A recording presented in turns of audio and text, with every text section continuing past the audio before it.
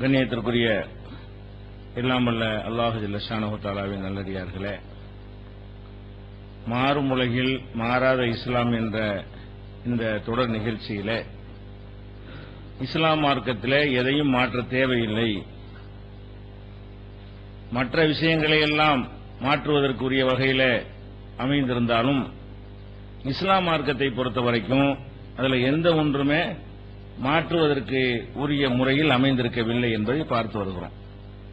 அதில் நேற்றைய தினம் மாய மந்திரங்கள் இதை வைத்துத்தான் மக்கள் எல்லாம் ஏமாற்றிக் கொண்டிருக்கிறார்கள். இந்த மாய மந்திரங்கள் என்பதற்கு எந்த ஒரு அடிப்படையும் கிடையாது. இறை தூதர்களுக்கு மாத்திரம்தான் சில அற்புதங்களை இறைவன் கொடுப்பான். அதை கூட அவங்க நினைச்ச நேரத்தில் செய்ய முடியாது, நினைச்சதையெல்லாம் செய்ய முடியாது, எதிரிகள் கேட்கும் பொழுதெல்லாம் செய்ய முடியாது. அல்லாஹ்வா விரும்பி எந்த மாதிரியான அற்புதங்களை கொடுத்து இறை தூதர் என்று நிரூபிக்க சொல்கிறானோ அதை மாத்திரம் அவர்களுக்கு அந்த நேரத்தில் மாத்திரம் செய்ய முடியும் என்பதை நம்ம பார்த்தோம். அந்த அடிப்படையில் இன்னைக்கு உலகத்தில் நடக்கிற எல்லா விதமான மாய மந்திர தந்திரம் அனைத்துமே அது ஏமாற்றுதலா இருக்கும், தந்திரமா இருக்கும், பொய்யா இருக்கும்.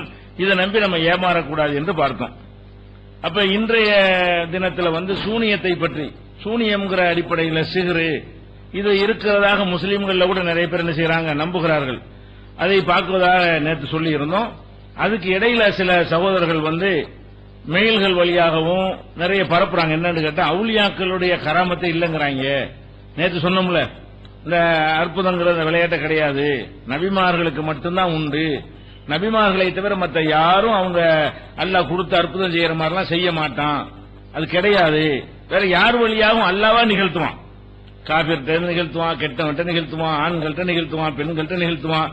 அவனா நாடக்கூடிய நேரத்தில் சில அற்புதங்கள் நம்மளை அறியாமலே நமக்கே தெரியாம நம்மிடமிருந்து ஏற்படுமே தவிர ஒரு மகான் என்று ஒருவரை தேர்ந்தெடுத்துட்டு அவர் நினைச்ச அற்புதத்தெல்லாம் செய்வாரு, அல்லாஹ் செய்யற மாதிரியே சில விஷயங்களை செய்வாரு, இது இஸ்லாத்துல கிடையாது என்று நம்ம சொன்னோம். அப்ப இது தொன்று தொட்டு நம்பிக்கை கொண்டிருக்கக்கூடிய முஸ்லீம்கள்ல சில பேர் அவுலியாக்களுடைய இது பேர் கராமத்து, இந்த மாதிரி அவுலியாக்கள் செய்யறதுக்கு பேர் என்னவா கராமத்துன்னு பேர் வச்சிருக்கிறாங்க. இந்த அவுலியாக்கள் செய்கிற இந்த கராமத்து கூட இல்லைங்கிறீங்களா? கராமத்து கிடையாது. அப்ப அவுலியாக்கள் அற்புதம் செய்வாங்கன்னு இவ்வளவு காலமா நம்பி இருக்கிறோமே, அதுதானே சுன்னத் ஜமாஅத்துடைய கொள்கையா இருக்கிறது என்றெல்லாம் ஒரு விதமான பிரச்சாரத்தை பண்ணி இது புதுசா சொல்வது போல இப்ப சித்தரிக்கிறார்கள். இது ஒண்ணுமே புதுசு கிடையாது. நபிமார்களுக்கு கொடுத்த அற்புதத்தை சொல்லும் பொழுது அல்லாவின் அனுமதி பெற்றுத்தான் அவங்க செய்வாங்கன்னு அல்லாஹ் சொல்றான். அனுமதி பெறதா இருந்தா வஹி இருந்தா தான் அனுமதி பெற முடியும். யார் அனுமதி பெற முடியும்? நபிமார்கள் அற்புதம் செய்யறதா இருந்தா கூட இறைவன்ட்ட பர்மிஷன் வாங்கணும். இதுன்னு இல்ல, அல்லாஹ்வுடைய அனுமதி பெற்றுத்தான் செய்ய முடியும் என்றால் ரசூலுல்லாஹ்வுக்கு பிறகு வந்த பெரிய மகான் என்று வச்சுக்கிடுவோம். அவர் எப்ப அல்லாஹ்ட்ட அனுமதி வாங்குவார்? அல்லாஹ்விட்ட பேசுவானா? அவர்கிட்ட செய்தி வருமா? அல்லாஹ்வுடைய பர்மிஷன் இல்லாம நபிமார்கள் செய்ய முடியாது என்றால் பர்மிஷன் பெற முடியாத மத்தவங்க எப்படி செய்ய முடியும்? வஹி அல்லாஹ் முடிச்சிட்டான். நபிகள் நாயகம் ஸல்லல்லாஹு அலைஹி வஸல்லம் காலத்தோட வஹிக்கு முத்திரையிட்டு விட்டான். இனிமேல் யாரும் நபி என்று வரமாட்டார்கள், அல்லாஹ் யாரிடமும் எந்த ஒரு செய்தியும் பேச மாட்டான். அப்படிங்கும் போது ஒருத்தர் மகான் வச்சுக்கிறோம், அவர் அற்புதம் செய்ய நினைக்கிறாரு, இது எப்படி அல்லாஹ்ட்ட பர்மிஷன் கேட்பாரு? அல்லாஹ் இவருக்கு எப்படி பர்மிஷன், எந்த வழியா பர்மிஷன் கொடுப்பான்? இந்த ஒரு அடிப்படையை விளங்கினா கூட அவுலியாக்கள் மகான்கள் என்று சொல்லக்கூடியவர்கள் அற்புதம் செய்வார்கள் என்று சொல்ல மாட்டார்கள். இதுக்கு என்ன ஒரே ஒரு ஆதாரத்தை திருப்பி திருப்பி காட்டிக் கொண்டிருப்பார்கள். உமர் ரலியல்லாஹு அன்ஹு அவர்கள் நினைஞ்சாங்களாம் அவுலியாக்கள் அற்புதம் செய்யறதுக்கு ஆதாரம் அல்லாஹ்வுடைய ரசூல் இப்படி சொன்னாங்கன்னு ஒரு ஆதாரத்தை காட்ட முடியல. அல்லது திருக்குறான்ல இந்த மாதிரி பெரியார்கள் மகான்கள் நினைச்சதெல்லாம் செய்வாங்க. கராமத்துன்னு இந்த பேர குரான்ல கிடையாது, கராமத்துன்னு ஒரு வார்த்தையால சொல்லி இருக்கிறானா? அப்ப அந்த மாதிரியான ஒரு ஆதாரத்தை காட்டி சொல்ல முடியாம இவங்க அவுலியா அற்புதம் செய்வாங்க, மகான்கள் பெரியார்கள் ஞானிகள் அற்புதம் செய்வார்கள் என்று சொல்லக்கூடியவங்க காட்டக்கூடிய ஒரே ஆதாரம் என்னன்னு கேட்டா, உமர் ரலியல்லாஹு அன்ஹு அவர்கள் ஒரு நாள் ஜும்மாவுல உரை நிகழ்த்தினாங்க. அவங்க ஆட்சி காலத்துல, ரசூல் ஸல்லல்லாஹு அலைஹி வஸல்லம் காலத்துக்கெல்லாம் பிறகு அவங்க ஜனாதிபதியாக இருக்கக்கூடிய நேரத்தில் ஜும்மா உரை நிகழ்த்தி கொண்டிருக்கும் பொழுது ஒரு வாசகத்தை சொல்றாங்க. ஜும்மா உரையிலேயே யா சாரியா அல் ஜபல், சாரியாவே மலையை பாரு, மலை பக்கம் பாரு அப்படிங்கிறாங்க. சிறிது பயான் நிறுத்திட்டு அப்புறம் மறுபடியும் பயான ஆரம்பிச்சுட்டாங்க. அப்புறம் என்னடா நல்லா பேசியிருந்தாரு, திடீர்னு இந்த மாதிரி சொல்றாருன்னு மக்களுக்கெல்லாம் குழப்பம் ஏற்பட்டு போச்சான். அப்புறம் என்னன்னு பார்த்தா இவங்க ஒரு படை அனுப்பியிருந்தாங்களாம் உமர் ரலியல்லாஹு அன்ஹு அவர்கள். அந்த படை மதீனாவுல இருந்து ஒரு மாச பயண தூரத்தில், அவ்வளவு தொலைவில் இருக்கிறான். இவங்க அனுப்பின படை ஒரு மாத பயண தொலைவுனா அந்த நடை ஒட்டகம் அதனுடைய பயண தூரம் ஒரு மாத பயண தொலைவுல அந்த படை இருந்துகிட்டு போர் செஞ்சுட்டு இருக்கிறாங்களாம். அப்ப உமர் ரலியல்லாஹு அன்ஹு பார்த்துட்டு இருக்கும்போது அந்த போர்ல எதிரிகள் தாக்க வர்றாங்களாம். யார? இந்த சாரியாங்கிற ஒரு தலைமையில ஒரு படையை அனுப்பியிருந்தாங்களா, அந்த சாரியாவை அந்த படையை தாக்க வர்றாங்களாம். அது அப்படி உமர் ரலியல்லாஹு அன்ஹு ஜும்மாவுல இருக்கும்போது கண்ணுக்கு அப்படி தெரியுதான். தெரிஞ்ச உடனே சாரியா மலைப்பக்கம் ஒதுங்கு தாக்க வர்றாங்க, மலைப்பக்கம் ஒதுங்கினாங்களாம். அதை பத்தி என்ன தாக்குதல் தப்பிச்சுட்டாங்க, ஜெயிச்சுட்டாங்க.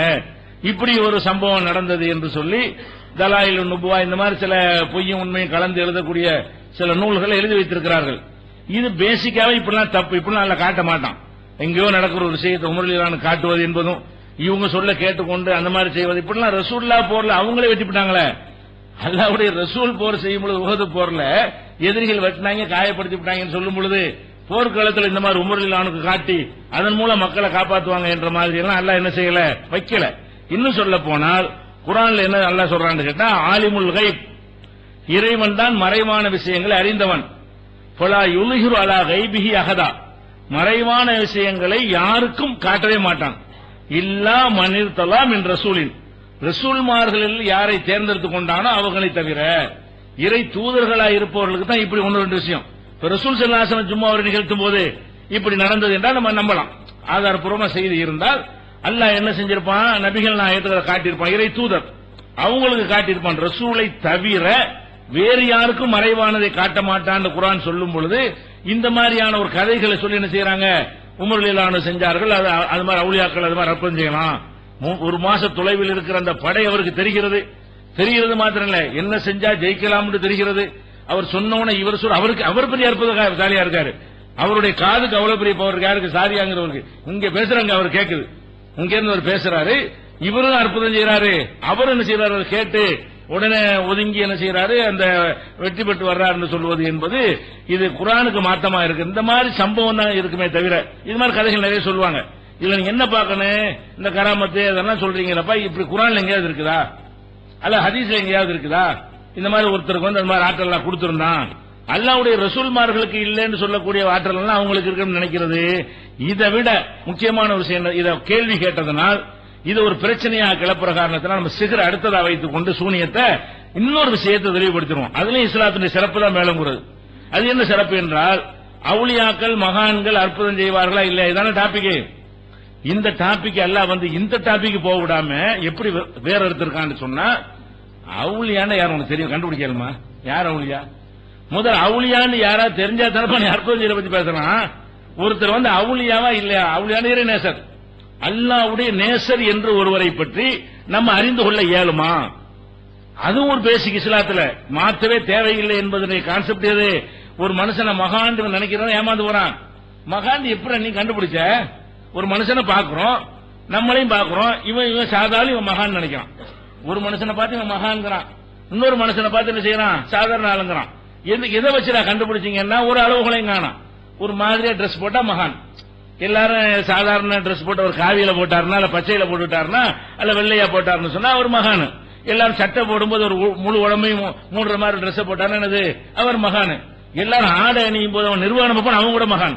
மகானுக்கு என்ன பேசிக் வச்சிருக்காங்கன்னு கேட்டா, நம்மள இருந்து கொஞ்சம் டிஃபரெண்டா இருக்கிறான் என்பது மகான்ங்கிறாங்க. இவர் கடவுளுக்கு ரொம்ப வேண்டி கண்டுபிடிக்கிற அளவுகளா, இதை வச்சு கடவுள் இவர் நெருக்கமான ஆள் எதை வச்சு தீர்மானிப்ப, அந்த பேசிக்கேஸ் எல்லாம் உடைக்குது. இந்த அற்புதம் செய்ய முடியாது என்பதை மாத்திரம் உடைக்கல, அவுளியாண்டு யாரும் கண்டுபிடிக்கலுமா, இருக்கிறாங்க, இறை நேசர்கள் இருக்கிறாங்க. இப்ப நம்ம இங்க இருக்கிறோம் என்று சொன்னால் இதுல சில இறை நேசர் இருப்பாங்க, அல்லாஹ்வால் விரும்பக்கூடியவர்கள் இருப்பாங்க. யாரை விரும்புறான் அங்க தெரியும். இங்க இருக்கிற ஆளெல்லாம் கூப்பிட்டு இந்த நாள் சொர்க்கத்துக்கு மறுமையில சொல்லுவான்ல, அப்பதான் தெரியும் இறைநேசன். இறைநேசன் இங்க இருக்கலாம், இந்த சபையில் நீங்கள் இறைநேசர்கள் இருக்கலாம், பொதுவாக மக்கள் இருக்கலாம், உலகத்தில் இருக்கலாம், நம்ம வீட்டில் ஒருத்தர் இருக்கலாம், நமக்கே தெரியாது. அப்ப இறைநேசர், இறைவன் ஒருவரை நேசித்தால் தான் இறைநேசர். இறைவன் ஒருவரை நேசித்தார் என்று நம்ம எப்படி கண்டுபிடிக்கிறது? நேசிக்கிறது என்பது மனசு சம்பந்தப்பட்டது தானே. கையால செய்யறதை பார்த்து கண்டுபிடிச்சிடலாம், கண்ணால ஒருத்தர் செய்யறதை பார்த்து கண்டுபிடிச்சிடலாம், அவருடைய வெளிப்படையான செயல்களை வச்சு இன்னது செஞ்சாரு என்று கண்டுபிடிச்சிடலாம். நீங்க நேசிக்கிறது எப்படி கண்டுபிடிக்கிறது? நான் ஒரு ஆளை நேசிக்கிறேன் எப்படி கண்டுபிடிக்கிறது? அல்லாஹ் விட்டுருவோம். நான் ஒரு ஆளை விரும்புறேன் கண்டுபிடிக்க இயலுமா? என்னை பார்த்து கண்டுபிடிக்க இயலுமா? முடியாது. அல்ல நான் உங்களோட நெருங்கி பழகிய நெருக்கமா அதை வச்சா கண்டுபிடிக்க முடியுமா? நடிக்கிறது பண்ணுவேன். நான் ஒரு ஆள் நண்பன் மாதிரி இருப்பேன், 2 பேரும் அப்படி நெருக்கம் நீங்க சொல்லுவீங்க, உள்ளுக்குள்ள வேற ஒரு நோக்கத்தை நான் பழகிட்டு பணம் பறிக்கிறதுக்காக வேண்டி அவனை ஏமாத்துறதுக்காக வேண்டி, வேற ஒரு நோக்கத்துக்காக வேண்டி, அல்லது சரியான நேரத்தில் கலத்திருக்கிறக்கான பழகுவேன். நீங்க என்ன நினைப்பீங்க, ஆஹா நண்பர்கள்டா சரியான இவங்க தான் நண்பர்கள் அப்படின்னு சொல்லுவீங்களா இல்லையா? அப்ப ஒரு மனுஷன் இன்னொரு மனுஷனோட நெருங்கி பழகுனா கூட இவன் அவனை நேசிக்கிறான்னு சொல்ல இயலுமா? நேசிக்கிறது இங்கேயில இருக்குது, அது அவனுக்கு தெரியும், அல்லாஹ்வுக்கு தெரியும், வேற யாருக்கும் தெரியாது. ஒரு மனிதன் இன்னொருத்தர் நேசிக்கிறாங்க ரெண்டு ஆளுக்கு தான் தெரியும். நான் ஒரு ஆள் நேசிக்கிறேன் எனக்கு தெரியும், எனக்கு முந்தி அல்லாஹ்வுக்கு தெரியும். வேற மூணாவது ஆளுக்கு தெரிய முடியுமா? வாயினால நேசிக்கிறேன்னு நான் சொன்னா அது உண்மையா இருக்குன்னு சொல்ல முடியுமா? அப்ப ஒரு மனிதன் இன்னொரு மனிதனை நேசிக்கிறதை கூட கண்டுபிடிக்க இயலாது என்பது இஸ்லாத்தினுடைய அடிப்படையாக இருக்கும் பொழுது இப்படி மகானை கண்டுபிடிச்சிட்டு அற்புதத்தை பத்தி பேசணும். நீ சொல்லக்கூடிய அவுளியாங்கிறப்ப அவர் அவுளியான்னு உனக்கு எப்படி தெரியும்? யார் சொன்ன உனக்கு? சிலரை பற்றி நம்ம மகான்னு சொல்லலாம். யாரை பத்தி சொல்லலாம்? இறைவனை அறிவித்து கொடுத்திருப்பான் சில பேர்களை, இறை தூதர்கள், அவங்கள மகான்னு சொல்லலாம். நபிகள் நாயகம் வாழ்ந்த காலத்துல இவர் நல்லவர் என்று அவங்களை வைத்து அல்லாஹ் சொல்ல வச்சிருந்தான்னு சொன்னா இறைவன் சொன்னான் என்ற அடிப்படையில் அவரை மகான் என்று சொல்லலாம். இப்ப யாரையாவது அவங்க காலத்துக்கு பிறகு ஒருத்தர மகான் சொல்ல முடியுமா? ஞானின்னு சொல்ல முடியுமா? அல்லாஹ்வுக்கு வேண்டியவன் சொல்ல முடியுமா? அந்த அடிப்படையே கிடையாது. இதுல எல்லா மதங்கள்லையும் மகான நம்புற விஷயத்துல தோத்து போயிடுறாங்க. இந்த மகான் நோச்சி ஏமாத்துறாங்கன்னு சொல்றாங்களே அவங்களும் தோத்து போயிடுறாங்க. அது யாரு? இந்த பகுத்தறிவாதிகள், மதங்கள் தேவையில்லை என்று சொல்லக்கூடியவர்கள் கூட அவங்களுடைய தலைவரை பத்தி எப்படி நினைக்கிறாங்க? எங்க தலைவர் எப்படிப்பட்டவர் தெரியுமா? அவர் சமுதாயத்தை பற்றி எப்போதும் கவலைப்படுவார். உனக்கு எப்படி தெரியாது? சமுதாய பத்தியே கவலைப்படுவார்னு எதை பத்தி கவலைப்படுற உள்ளத்துல உள்ள விஷயம்ல இவங்க கூட தோத்து போயிடுறான். அதுல யாரு? சமுதாயத்துக்காக தான் எப்ப பார்த்தாலும் சமுதாயத்தை நினைத்துக் கொண்டே இருப்பார்.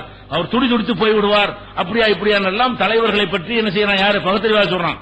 உனக்கு எப்படி தெரியும்? எதுக்கு நடிச்சான்னு தெரியுமா? பணம் பறிக்க செஞ்சானா? இந்த வேஷம் போடுறானா? அதை வச்சு இந்த உள்ளத்துல அவர் மக்களை பத்தியே கவலை, எப்ப பார்த்தாலும் இதே கவலைப்பட்டு கொண்டே இருப்பார். கவலைப்பட்டான்னு இப்படிதான் தெரியும். மக்கள்கிட்ட பேசும்போது கவலையா ரெண்டு அழுது இருப்பாரு, உடனே கவலைப்பட்டா நினைச்சுக்கணும். அவ்வளவுதான்.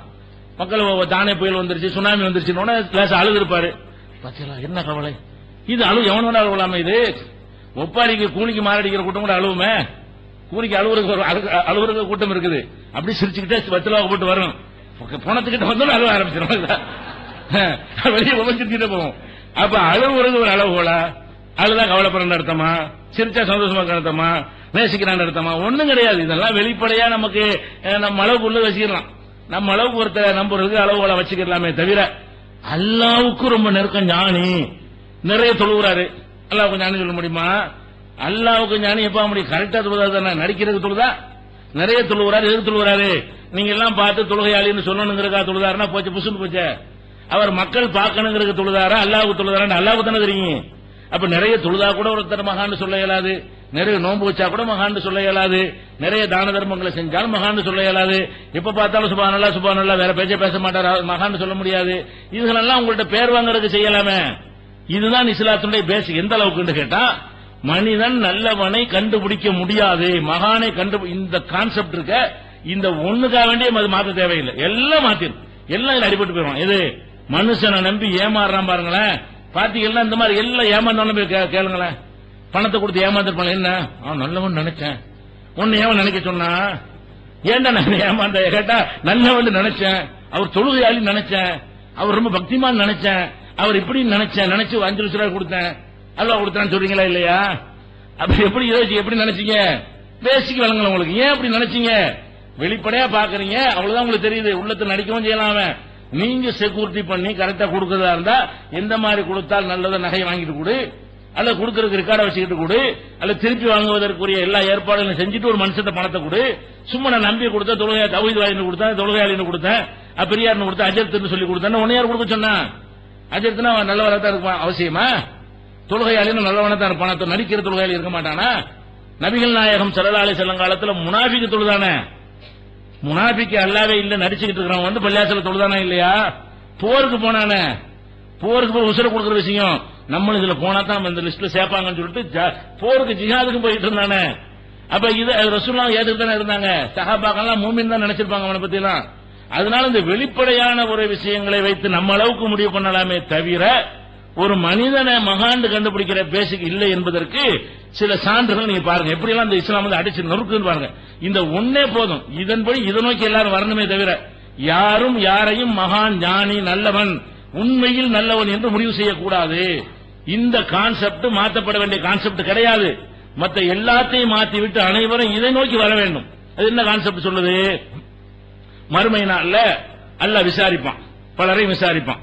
அதுல முதலாக அல்லாஹ் யாரை விசாரிக்கிறான்னு கேட்டா, ஒரு மனுஷனை கூப்பிட்டு அல்லாஹ்வுடைய பாதையில போர் செஞ்சிருப்பான். அல்லாஹ்வுடைய பாதையில போய் ஒரு தீமையை ஒழிப்பதற்காக வேண்டி இஸ்லாமிய அரசாங்கத்தில் நடத்தக்கூடிய போர்ல அவன் ஒரு வீரனாக பங்கெடுத்து போய் போர் செய்து செத்து போயிருப்பான், உயிரை கொடுத்திருப்பான். அல்லாஹ்வுடைய பாதையில உயிரை தியாகம் பண்ணியிருப்பான். எல்லா மக்கள்லாம் நிப்பமா, அவனை கூப்பிடுங்க, வாப்பா தம்பி, யாரு அல்லாஹ்வுடைய பாதை ஜிஹாது பண்ணார்ல, உயிரை கொடுத்தார்ல, அவரை கூப்பிட்டு நீ என்ன பண்ண எனக்கு. அவர் என்ன செய்வாரு, அந்த அத்தனை பொருள், அந்த பொருக்கு போன, இந்த பொருக்கு போன, இதுல அப்படி பண்ண, அதுல அப்படி பண்ண, அவர் செஞ்சதெல்லாம் சொல்லுவாரு. அல்லாட்ட பொய்யா சொல்ல முடியும், செஞ்சலாம் உண்மைதான். அவர் செஞ்சதையெல்லாம் சொல்லிடுவாரா? அல்லாஹ் என்ன செய்வான்னு கேட்டா, இல்ல நீ பொய் சொல்றமா, அவன் செஞ்சதான் சொல்றான். அல்லாஹ் என்ன செய்யறான், உலாக்கின்னக கதப்த, நீ பொய் சொல்லுகிறாய், உலாக்கின்னக காத்தல்த லிஅன் யுகால ஜரீஉன், வீரன் என்று எல்லாரும் சொல்லணுங்கிறத சண்டை போட்டேன். எனக்கா போட்ட அக்கிரமத்தை ஒழிக்கிறதுக்கா போனேன். போகும்போது என்ன நினைச்சிட்டு போனேன், நம்ம போர்ல விளையாண்டோம்னு சொன்னா எதிர்காலத்தில் நம்மளை பத்தி பேசுவாங்க, வரலாறுல மாவீரர் நம்மளை கொண்டாடுவாங்க, அதுக்கு தானடா நீ போன, அதை சொல்லிவிட்டாங்க, இழுத்துட்டு போன நரகத்துக்குன்றான். அப்ப இந்த அல்லாஹ்வுடைய பாதையில போர் செஞ்சு இறந்தார, அவரை பத்தி நம்மள நினைச்சிட்டு இருப்போம், மகான் நினைச்சிட்டு இருப்போம். உலகத்தில் அல்லாஹ்வுக்காக போறாரு, போர் செஞ்சாரு, இறந்துட்டாரு, ஷஹீது, நம்ம ஷஹீதுங்கிறோம்ல. யார் இந்த மாதிரி செத்துனா ஷஹீதுமா இல்லையாங்க? ஏதாவது ஒருத்தர் முஸ்லீம் அல்லாத ஒருத்தர் கொல்லப்பட்ட, முஸ்லீம் அல்லாத ஒருவரால் முஸ்லீம் கொல்லப்பட்டா கூட அவருக்கு என்ன பட்டம் கொடுத்துருவோம், ஒன்னே ஷஹீதுன்றுவோம். அல்லாஹ்வுடைய பாதையில் உயிர் தியாகம் செஞ்சவர். இவன் அல்லாஹ்வுடைய பாதையில செஞ்சானா இல்லைன்னு அல்லாஹ்வுக்கு தானே தெரியும். அல்லாஹ் என்ன பண்றான், அல்லாஹ்வுடைய பாதையில் உயிர் தியாகம் செய்யறதாக உலகமே நினைத்துக் கொண்டிருக்கக்கூடிய ஒரு ஆள் நிப்பாட்டி வச்சு, நீ உயிர் தியாகம் செஞ்சதுதான் உண்மை, எனக்கு செஞ்சாதான் நான் ஏத்துக்கிறேன், நீ நேசன் கிடையாது, நீ எனக்கு செய்ய வேண்டிய ஒரு காரியத்தை மனுஷனுக்கு செஞ்ச காரணத்தினால் உனக்கு நரகம் தான் பரிசு, கூலி தர மாட்டேன்னு கூட சொல்ல மாட்டேங்கிறான். நீ செஞ்ச ஜிஹாது கூலி இல்லைன்னா கூட பரவாயில்ல, கூலியும் கிடையாது, தண்டனையும் உண்டுங்கிறான்ல, கூலியும் தரமாட்டேன், நீ எனக்கு செய்ய வேண்டிய இவ்வளவு பெரிய வேலையை மனுஷனுக்கு செஞ்சதுனால இவனை நரகத்துக்கு இழுத்துட்டு போங்க. அப்ப ஊர் உலகம் எல்லாம் நல்லடியார் நினைக்கிறது ஒருத்தனை, அவனை மறுமையில் அல்லாஹ் என்ன தீர்ப்பளிக்கிறான், அவன் கெட்டடியாருன்னு தீர்ப்பளிக்கிறான். அதே மாதிரி அல்லாஹ் என்ன செய்வான்னு கேட்டா, மார்க் அறிஞரை அடுத்து கூப்பிடுவான், வாங்க அஜர்த்து வாங்க, பெரிய அஜர்த்தா இருப்பார்ல, அவர் கூட எல்லாம் கேட்பான், நீங்க உங்களுக்கு நிறைய அறிவு கொடுத்திருந்தேனே, நீங்க என்ன செஞ்சீங்க? அவர் என்ன செய்வாரு, நான் நிறைய மக்களுக்கு பிரச்சாரம் பண்ண, ஒரு ஊரா போனேன், சத்தியத்தை சொன்னேன். கெட்ட ஆலிம்களுக்கு இல்ல, கெட்ட சொன்ன அதனால நடந்து போயிருவான். கெட்ட விஷயத்தை, தவறான கொள்கையை போதிச்ச ஆலிமா இருக்கான்னு வைங்களேன், அந்த தவறான போதிச்சதை அவன் நரகத்தில் கொண்டு சேர்த்துறான். இவன் சரியானது சொன்னவன், கரெக்டானது ஏகத்துவத்தை சொல்லி இருக்கிறான், அவனுக்கு தான் இந்த பனிஷ்மெண்ட். அப்ப சரியான விஷயத்தை சொன்னதெல்லாம் எடுத்து சொல்லுவான். அப்ப எல்லாம் என்ன கேட்பான்னு கேட்டா, நீ சொன்னதெல்லாம் கரெக்ட் தான், சரியா தான் சொன்னேன், உள்ளதான் சொன்னேன், எதுக்கு சொன்னேன், லி உகால ஆலிமுன், ஆலிம்னு பேர் வாங்குறதுன்னு சொன்னேன். நீ எதுக்கா போய் மார்க்கத்தை சொற்பொழி பண்ண, நம்ம மார்க்கத்தை சொன்னோம்னு சொன்னா சத்தியான ஆலிம் போய் வருது, பெரிய அறிஞர்ப்பா அப்படின்னு பேர் வாங்குறது தானே சொன்ன. எல்லாம் சொல்லிவிட்டாங்க, எழுதிருப்பாங்க, இவனையும் நடந்துட்டுவான்ல. அப்ப ஒரு மார்க்க அறிஞரா இருக்கிறவரை பத்தி சத்தியத்தை எடுத்து சொல்றாரு, அடி வாங்குறாரு, உத வாங்குறாரு, அவரை பத்தி நம்ம என்ன நினைப்போம், நல்ல மகான், நல்லவரு, ஞானி, இறைநேசரு, அப்படி இப்படி நம்ம மனசுல சேர்த்தாரு எண்ணத்தை போட்டுருவோம்.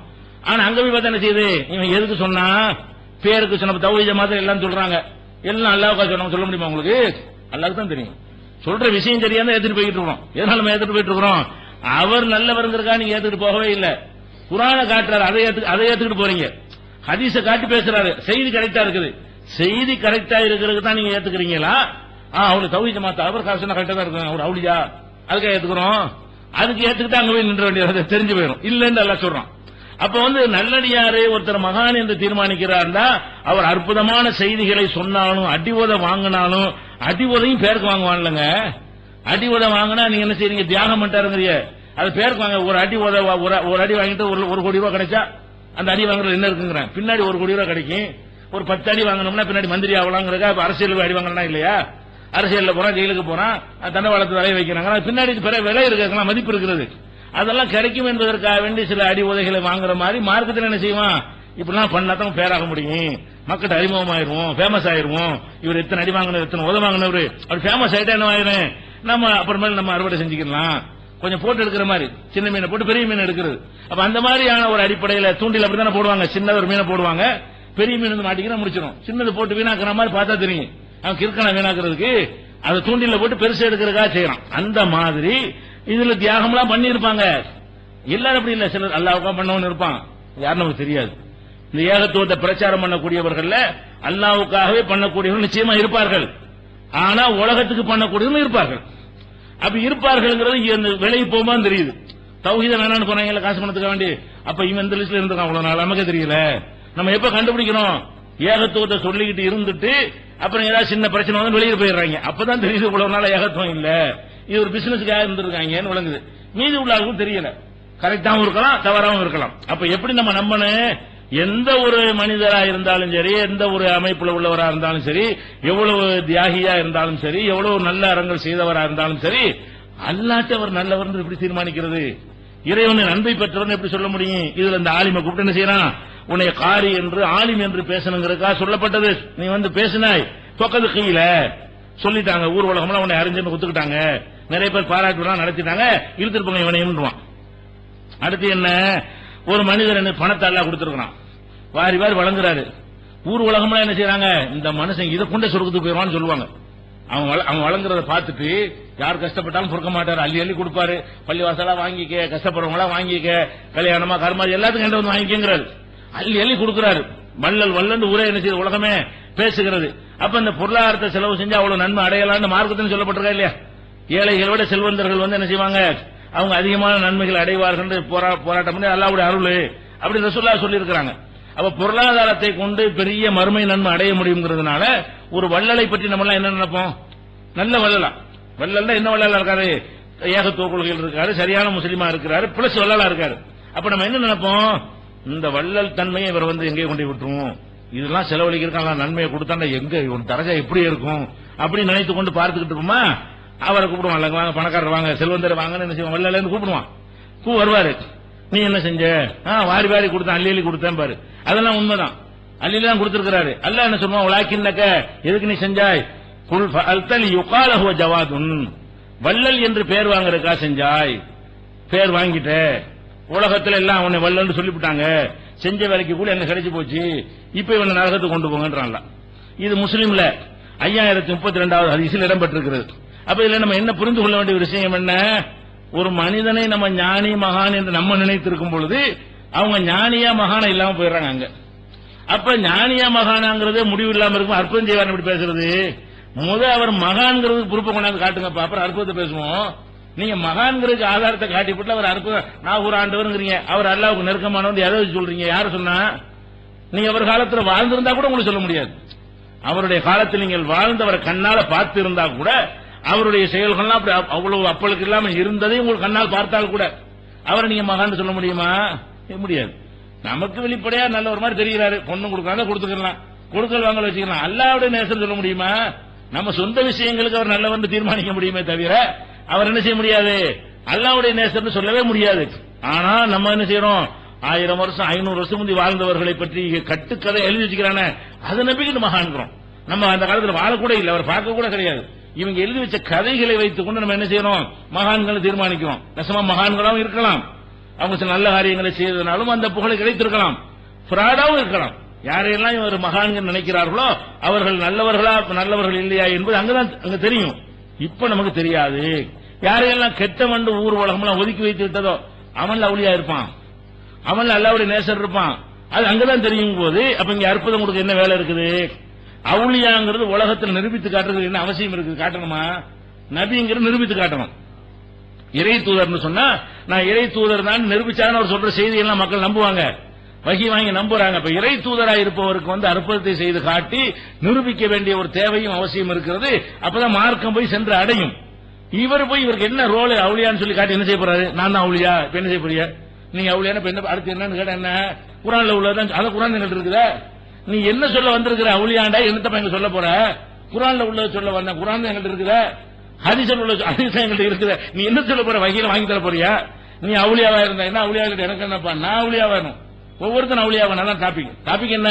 நம்ம எல்லாரும் இறைவனுடைய நேசராகணும் நினைக்கிறோமே தவிர அவர் அவுளியாவை இவர் அவுளியாவை தேடி கொண்டாடிட்டு இருக்க கூடாது என்பதற்காகத்தான் அவுளியாவை யாரும் அறிந்து கொள்ள இயலாதுங்கிற அளவுக்கு அல்லாஹ் சொல்லி போறான். இன்னும் சொல்ல போனா அவுளியாவுக்கு இலக்கணத்தை அடிக்கிறான் பாருங்க அல்லாஹ்.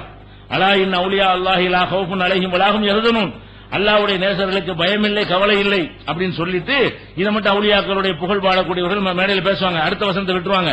அல்லதீன ஆமனூ வ கானூ யத்தகூன், இறை நேசர்கள் யார் தெரியுமா?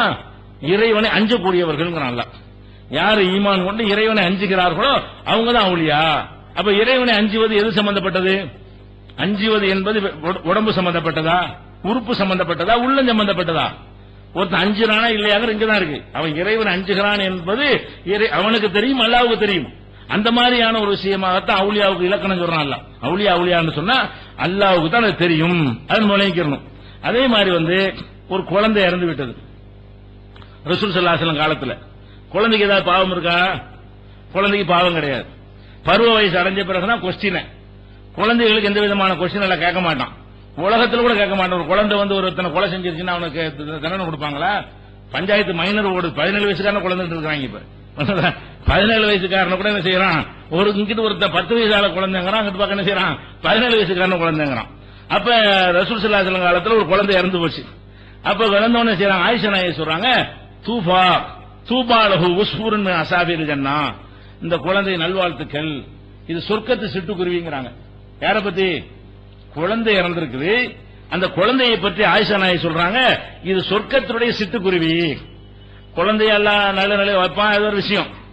ஆனா ரசூல் ஸல்லல்லாஹு அலைஹி செய்யறாங்கன்னு கேட்டா கண்டிக்கிறாங்க, சொல்லாதே ஆயிஷாவை, இது சொல்லாதே. அல்லாஹ் சொர்க்கத்தை படைச்சிருக்கிறான், அதுக்குன்னு சிலரை படைச்சிருக்கான். யார் யாரை படைச்சாலும் உனக்கு தெரியாது. நரகத்தை படைச்சிருக்கிறான், அதுக்குன்னு சிலர் நியமித்திருக்கிறான், யார் யாருன்னு உனக்கு தெரியாது. அதனால உனக்கு தெரியாத விஷயத்தை சொர்க்கத்துக்கு அப்படி சொன்ன யார் சொன்ன உனக்கு? இந்த குழந்தை சொர்க்கத்தை சிட்டுக்குருவி, நீ எப்படி சொல்றேங்கிறாங்க. அப்ப ஒரு பாவமும் செய்யாத, தீமை செய்யாத குழந்தை இறந்தபோது அது நல்லடியார்னு சொன்னது ரசூலுல்லாஹ் என்ன செய்யல, ஒத்துக்கல, கண்டிக்கிறாங்க. இது முஸ்லிம்ல 6938வது ஹதீஸில் இடம்பெற்றிருக்கிறது. அப்ப இதுல நம்ம என்ன வழங்குறோம்? யாரையும் பிடிச்சி மகானு நல்லடியார் இறைவனுக்கு ஓப்பானவர் சொல்லவே முடியாது. அது நம்ம ஏமாந்தா போயிருவோம். அதே மாதிரி நபிகள் நாயகம் ஸல்லல்லாஹு அலைஹி வஸல்லம் காலத்துல ஹிஜ்ரத் பண்ணி வர்றாங்க மதீனா, மக்காவிலிருந்து ஊரை துறந்து மதீனாவுக்கு அரைக்கில் நேரி வர்றாங்க. அந்த ஊர்ல வாழ முடியல, இஸ்லாத்தை ஏற்றுக்கொள்ள முடியல, சொல்ல முடியல, வழிபட முடியல, முஸ்லீம்னு சொன்னாலும் அடிச்சு கொள்றான். அந்த ஊர்ல வாழ முடியலன்றவுடனே மக்காவில் உள்ளவர்கள் எல்லாம் புறப்பட்டு என்ன செய்யறாங்க, மதீனாவை நோக்கி. அந்த ஊர் மக்கள் நல்ல மக்களா இருக்கிறாங்க, அங்க போய் நம்ம அடைக்கலம் பெறுவோம், எல்லாரும் கிளம்பி அங்க போறாங்க. இஸ்லாத்தை ஏற்றுக்கொண்டவங்க எல்லாம் எங்க போயிட்டாங்க, மதீனாவுக்கு போறாங்க. ஒரு ஊர்ல இருந்து அதிகமான மக்கள் இன்னொரு ஊருக்கு போனா என்ன செய்ய முடியும்? அடைக்கலம் கொடுக்க முடியாது. ஒரு ஊர்ல 1000 பேர் இருப்பான், இன்னொரு 1000 பேர் வந்தா 2000 பேர் அந்த ஊர் கொள்ளாது. அந்த வசதிகள் பத்தா, திடீர்னு 1000 வீடு கட்டணும், 1000 பேருக்கு வேலை வாய்ப்பு ஏற்படுத்தணும், 1000 பேருக்கு தொழில் உண்டாக்கணும், அப்படி பல விஷயங்கள், தண்ணி வசதி எல்லாம் 1000 டபுள் செய்யணுமே. ஒரு ஊருக்கு தேவையான அடிப்படை வசதி இருக்கும்போது இன்னொரு அதே அளவு மக்கள் குழுமிட்டாங்கன்னு சொன்னா எல்லாம் டபுளா செய்ய வேண்டி வந்துடும். அப்ப அந்த மாதிரி வந்தவன ரசூல் ஸல்லல்லாஹு என்ன பண்றாங்க, உள்ளூர் மக்களை கூப்பிடுறாங்க, வெளியூர் மக்களையும் கூப்பிடுறாங்க. நீங்க உள்ளூர் மக்களா இருக்கிறீங்க, அவங்க தேடி வந்திருக்கிறாங்க, அவங்க எந்த சொந்த நோக்கத்துக்கும் வரல, இந்த மார்க்கத்தை சொந்த ஊரில் கடைபிடிக்க முடியலன்னு வந்திருக்கிறாங்க. அவங்க ஊர்ல உங்களுக்கு சொத்து பத்தெல்லாம் இருக்குது, வசதிலாம் இருக்கு, இல்லாம பிச்சைக்காரனா இருந்து வரல, அவங்களுக்கு வீடு வாசல்லாம், இங்க இருக்கிறவர்கள் வீடு வாசல் உள்ள வசதி உள்ளவர்கள்லாம் இந்த கூட்டத்தில் இருக்கிறார்கள். அவங்க எதுக்காக வந்திருக்கிறார்கள்? இந்த மார்க்கத்தை அந்த ஊரில் இருந்தால் கடைபிடிக்க முடியல, அவங்க இஸ்லாம்னு சொன்னாலே வெற்றான் கொள்றான், இப்படியான ஊர்ல இருக்கக்கூடாது என்று கொள்கைக்காக வேண்டி சொத்து பத்து வீடு வாசல் எல்லாத்தையும் திறந்து விட்டு வந்திருக்கிறார்கள். அவங்களுக்கு நீங்க உதவி செய்யறது உங்களுக்கு கடமை இல்லையான்னு அவங்கள புரிய வைத்து, அவங்கள ஆர்வத்தோட ஏத்துக்கிற வைத்து என்ன செய்யறாங்க? அப்படியானால் வெளியூர்ல இருந்து வந்திருக்கக்கூடிய இந்த கொள்கை சகோதரரை உள்ளூர்ல இருக்கக்கூடிய ஒரு சகோதரர் ஏத்துக்கணும். ஒரு ஊருக்கு ஒருவர், ஒரு உள்ளூர் ஆளு ஒரு வெளியூர் ஆளை ஏத்துக்கணும், தன்னுடைய சகோதரராக ஏத்துக்கொண்டு தன்னுடைய வீட்டில் கொடுக்கிற சாப்பாடு அவர் கொடுக்கணும், தன்னிட இருக்கிற பொருள்கள்ல தேவையான அளவுக்கு அவருக்கு பிரிச்சு கொடுக்கணும். இப்படின்னு சொல்லி முஹாஜிரா வந்தவர்களை அன்சாரிகளை நோக்கி என்ன செய்யறாங்க? இப்படி பிணைத்து விடுகிறார்கள். இப்படி பிணைத்து விடும் பொழுது சில பேர் என்ன செய்வாங்கன்னு கேட்டா, அந்த பிரிச்சு விடும்போது கூட ஒரு ஆளை பிடிச்சி வேண்டிய ஆள் வைங்க, என் மச்சான் வைங்களா, அவர் கூப்பிட்டு நல்ல பணக்கார வீட்டுல சேர்த்து விட்டுறது. அப்படி செய்யலாம்ல. மக்காவிலிருந்து வந்த ஆட்கள்ல ரசூலுல்லாஹ் சொந்தக்காரங்க இருப்பாங்க, அந்த ஊருக்காரங்க ரசூலுல்லாஹ் மக்கா தானே, மாமா இருப்பாங்க, மச்சா இருப்பாங்க, சித்தப்பா இருப்பாங்க. தற்செயலா சித்தப்பா கூப்பிட்டு இங்க ஒரு ஆளுக்கு ஜாயின் பண்ணாங்கன்னு வைங்க, அவர் மட்டும் பெரிய பணக்காரர் இருந்தாரு வைங்க, சித்தப்பாக்கு மட்டும் பெரிய இடம், நமக்கு சின்ன இடம் சொல்லுவாங்களா இல்லையா? ரசூலுல்லாஹ் செய்ய மாட்டாங்க, அது கூட இடம் கொடுக்க மாட்டாங்க, கரெக்டா செய்வாங்க. அந்த இடம் கூட வரக்கூடாது வேண்டிய எல்லாம் சீட்டு கொடுக்கறது தான். ஒரு பேரை சீட்டு குலுக்கிட்டு அப்பாஸுக்கு, அப்பாஸ் பெரியப்பாவா, அப்பாஸுக்கு எந்த பேர் வருது, இப்ராஹிம் வந்தா இப்ராஹிம் போ, அவ்வளவுதான். சீட்டு குலுக்கி தான் போடுவாங்க. யார் யாருக்கு எந்த வீடு என்பதை அவங்களே தேர்ந்தெடுக்க விட்டுறக்கூடாது. அவங்களே தேர்ந்தெடுக்க விட்டா என்ன செய்வாங்க? நல்ல வேலை செய்யற மாதிரி ஆளா இருந்து இவரை கொடுங்க, எனக்கு வீட்டு வேலை வாங்கிக்கலாம்ல, அதுக்காக கூட அவர் கேட்கலாம். நல்ல திலகாத்திரமா இருந்தாருன்னு சொன்னா வீட்டுக்கு ஒரு ஆளுக்கு வேலைக்கு தேவைப்படுது, இந்த பசங்க எந்த பையன் எனக்கு தாங்கன்னு கேட்டுருவாங்க. அப்படி அவங்களும் கேட்டக்கூடாது, இவங்களும் அப்படி தேர்ந்தெடுக்க கூடாது, ரசூலுல்லாஹ் பிரிச்சு கொடுக்க கூடாது என்பதற்காக ரசூல் ஸல்லல்லாஹு என்ன செய்வாங்கன்னு கேட்டா சீட்டு குலுக்கி போடுவாங்க. சீட்டு குலுக்கி போட்டு யார் யாருக்கு எந்தெந்த வீடு, யார் யாரை யார் யார் ஏத்துக்கிறா சீட்டு தான் தீர்மானிக்கும். இதுக்கு சீட்டு குலுக்கி போறதுக்கு மார்க்கத்தில் அனுமதி, ஜோசியத்தில் இது வராது, பிரச்சனை தீர்க்கிறதுக்காக வேண்டி உள்ளது. அப்ப அந்த மாதிரி கொடுக்கும் பொழுது அபு சாயிப் ஒருத்தரே மக்களுக்கு வந்திருக்காரா, அவருக்கு உம்முல் அலாங்கிற ஒரு பெண்மணியுடைய அந்த அவங்களுடைய வீட்டுடைய சீட்டு குழுவுது ஜாயின் பண்ணி விட்டுறாங்க. நீ உம்முல் அலா அபு சாஹிபை கூப்பிட்டு நீங்க என்ன செய்யுங்க, உம்முல் அலா வீட்டுக்கு போயிருங்க அப்படி ஜாயின் பண்ணிடுறாங்க. அந்த போனா அவர் அவ்வளவு அவர் ரொம்ப அந்த அபு சாஹிப் என்பவர் அந்த வீட்டில் அவரு அப்பல் கற்ற முறையில் நடந்து கொண்டார். அந்த மாதிரி இஸ்லாத்தை ஏற்றுக்கொண்டு 100% முஸ்லீம் நினைக்கிற அளவுக்கு, வெளிப்படையா பார்த்தால் அப்படி நினைக்கிற அளவுக்கு ஒரு நடத்தை இருந்தது. அவர் இறந்துடுறார். யாரு? அபு சாஹிப் என்பவர் இறந்து விடுகிறார். இறந்த உடனே அப்ப அந்த உம்முல் அலா வீட்டில் வச்சு பராமரிச்சாங்கல்ல அவரை, அவங்களுக்கு தெரியுமா இல்லையா? அவங்க சொல்லுவாங்க, அந்த ஜனாசா கிட்ட நின்று சொல்லுவாங்க, ஷஹாதத்தி அலைக்க லக்கத் அக்ரமக்கல்லாஹ், நான் உனக்கு சாட்சி சொல்கிறேன், அல்லாஹ் உங்களை நிச்சயமா கண்ணியப்படுத்துவான் அப்படிங்கிறாங்க. ஏன்? அவங்க கண்ணால பார்த்தாங்க அவருடைய வீட்டில் எப்படி நடப்பாரு, வெளியில எப்படி நடப்பாரு, அவருடைய ஒவ்வொரு அங்க அசைவு எப்படி இருக்கும், அவருடைய செயல்பாடு எல்லாமே இவங்களை பார்த்த வரைக்கும் நல்ல மனிதனுடைய செயல்பாடா இருக்கிறது. அல்லாஹ் எந்த மாதிரி செயல்பாடுகளை பொருந்திக் கொள்வானோ அந்த மாதிரி செயல்பாடு இவற்றை இருக்கிறது வெளிப்படையா. அதை பார்த்து அந்த அம்மா என்ன சொல்றாங்க, ஷஹாதத்தி அலைக்க லக்கத் அக்ரமக்கல்லாஹ், அல்லாஹ் உங்களை கண்ணியப்படுத்துவான் என்பதற்கு நான் சாட்சி சொல்றேன் அப்படின்னு சொல்றாங்க, சபையில வச்சுக்கிட்டு, கூட்டத்தில் வச்சுக்கிட்டு. அப்ப ரசூல் ஸல்லல்லாஹு அலைஹி சொல்றாங்க, ஒமா யுத்ரீக்கல் அல்லல்லாஹு கத் அக்ரமஹு, அல்லாஹ் அவரை கண்ணியப்படுத்த எனக்கு எப்படி தெரியும், நீ எப்படி இதை சொல்லலாங்கிறாங்க. இவங்க வெளிப்படையான எல்லா செயலையும் பார்க்க, ஹிஜ்ரத் செஞ்சு வந்த ஒரு வேற ஒரு ரிமார்க் வர மேல இல்ல, இது தங்க வச்ச வீட்டிலேயே அவர் நல்ல பேர் எடுத்திருக்கிறாரு. அந்த தங்க வச்ச வீட்டுக்காரங்க தான் சாட்சி சொல்ல தகுதியானவங்க, அவருடைய பல ஒவ்வொரு நிமிடத்தில் செயலையும் பார்க்கக்கூடியவரா இருந்தாங்க. அவங்க சொல்றாங்க நல்ல மனுஷன், இவர் எல்லாம் நிச்சயமா கண்ணியப்படுத்துவான் அப்படின்னு சொல்லும் பொழுது அதை சொல்ல நீ யாருங்கிறாங்க. அப்ப இது என்ன விளங்குது, இவ்வளவு நல்லவர் நீங்க நினைச்சா கூட உள்ளுக்குள்ள ஏதாவது ரிமார்க் இருந்து எல்லாம் மாத்தி விட்டுருப்பான். நீங்க நினைக்கிற அளவுக்கு அவர் செஞ்சு இருந்தா கூட அவருடைய உள்ளத்துல சரியா இல்லாட்டி அதை தீர்மானிக்க நல்லா தானே. அப்ப நீங்க வெளிப்படையான ஒரு விஷயத்தை வச்சுக்கிட்டு அல்லாஹ் அவரை கண்ணியப்படுத்துவான்னு எப்படி சொல்லுவீங்க அப்படின்னு சொல்லி அதை விட சொல்றாங்க, நான் இருக்கிறேன் ரசூலுல்லாஹ் சொல்றாங்க, நான் அல்லாஹ்வுடைய தூதரு, என்னையே அல்லாஹ் எப்படி நடத்துவான்னு எனக்கு தெரியாதுங்கிற நீ அவர் போய் கண்ணியப்படுத்துறாங்க, என்னை எப்படி அல்லாஹ் செய்வான்னு சொல்லி என்ன செய்ய முடியாது, எனக்கு கண்டுபிடிக்கும், நான் ரசூலா இருக்கிறேன். ஒமா அதிரி மா யுஃபல் பி வலாபிக்கும், என்னை அல்லாஹ் என்ன செய்வான் எனக்கு தெரியாது, உங்களை என்ன செய்வான் என்று எனக்கு தெரியாதுங்கும் போது நீ எப்படி அவர் நல்லடியார்னு சொல்ற. ஆனா இந்த வசனம் மாத்திருச்சு, பின்னாடி அல்லாஹ் என்ன ரசூலுல்லாஹ்வுக்கு நீ மகாமன் மஹமூதுல உங்களை எழுப்புவோம், நல்ல இந்த சில தருவோம், கௌசர தருவோம், பின்னாடி அவங்களுக்கு என்ன செய்யப்படும் என்று சொல்லிட்டான். ஆரம்ப கட்டத்தில் தனக்கு என்ன மாதிரியான மறுமை தீர்ப்பு அளிக்கப்படும் என்று சொல்லப்படாத நேரத்தில் இது ரசூலுல்லாஹ் சொல்றாங்க. இப்ப எனக்கு என்ன மாதிரி அல்லாஹ் செய்ய போறான்னு இன்னும் தெரியாம இருக்கிறேன், நீ இவரை போய்கிட்டு அல்லாஹ் கண்ணியப்படுத்துவான்னு சொன்னா எப்படி நீ சொல்லலாம், உன் அளவுக்கு மரியாதை பண்ணிக்க, அல்லாஹ்வுடைய நேசம் சொல்லிவிடாதுங்கிறாங்க. எப்படி பயிற்சி கொடுக்கறாங்கன்னு பாருங்க. இந்த மாதிரி ஒரு சமுதாயம் பயிற்றுவிக்கப்படுமையானால் எவனாச்சும் மகான் ஏமாத்த முடியுமா? எப்படிப்பட்ட ஒரு குறையும் சொல்ல முடியாது, அவ்வளவு எந்த நோக்கமும் கிடையாது, தியாகம் பண்ணி வந்திருக்காரு. வெளிப்படையா அப்படி பார்த்தோம்னு சொன்னா இந்த அபு சாஹிப் நிச்சயமா அவளியாடு சொல்லலாம், மகான் என்று சொல்லலாம். அவர் எந்த விதமான எதிர்பார்ப்புக்கும் செய்யவில்லை. அப்ப எவ்வளவு சாட்சிகள் அவருக்கு இருக்கிறாங்க, அதை ரசூலுல்லாஹ் என்ன செய்யறாங்க, சொல்லாதே. அதுக்கு மேல ஒரு விஷயம், இந்த விஷயம் இருக்கிறது, நீங்க சொன்ன வெளியே மட்டும் பாக்குற, அதுக்கு மேல உள்ளம் சம்பந்தப்பட்ட விஷயம் ஒன்னு இருக்கிறது. அது கரெக்டா இருந்தா தான் அல்லாஹ் கண்ணியப்படுத்துவான். அது கரெக்டா இல்லையா என்று உனக்கு தெரியாது, யாருக்கும் தெரியாது, அல்லாஹ்வுக்கு தான் தெரியும் என்று ரசூல் ஸல்லல்லாஹு அலைஹி வஸல்லம் கண்டிச்ச ஒரு விஷயம் புகாரியில் 1243வது ஹதீஸில் இருக்கிறது. அப்ப இதுல என்ன பார்க்கிறோம், மனுஷன் நல்லவங்க தீர்மானிக்கிறது பெரிய ஒரு பேசிக். இஸ்லாம் மாற்றவே தேவையில்லை என்பதற்கு மனிதர்கள் எதில் போய் மயங்கி விழுந்து விடுகிறார்களோ, எதில் ஏமாற்றப்படுகிறார்களோ, தங்களை விட இவருக்கு எக்ஸ்ட்ராவான ஆன்மீக பவர் இருக்கு, சக்தி இருக்கிறது என்று நம்பி அவர்கள் மோசடி செய்யப்படுகிறார்களோ அந்த வாசலை கடுமையாக இழுத்து சாத்துகிறது. அந்த பேச்சும் இடம் கிடையாது. யாரையும் மகான்னு சொல்லாத, உன் அளவுக்கு வெளிப்படையா உள்ள விஷயத்தை உன் அளவுக்கு முடிவு பண்ணிக்க, அல்லாஹ் விஷயத்தை முடிவு பண்ணாத. உன் அளவுக்கு நீ என்ன செய்யலாம், ஒருத்தர் நல்லவன் சொல்ல கூட சொல்லலாம். எதுக்கு சொல்லலாம், நம்ம சம்பந்தப்பட்ட விஷயத்துக்கு. நமக்கு அவருக்கு ஒரு கொடுக்கல் வாங்கல் இருக்கு, பணம் கொடுக்கலாமா வேணாமா அதை விசாரிச்சு பார்ப்போம். அவர் நல்லா இருக்காங்கன்னு சொன்னா கொடுத்துருப்போம்.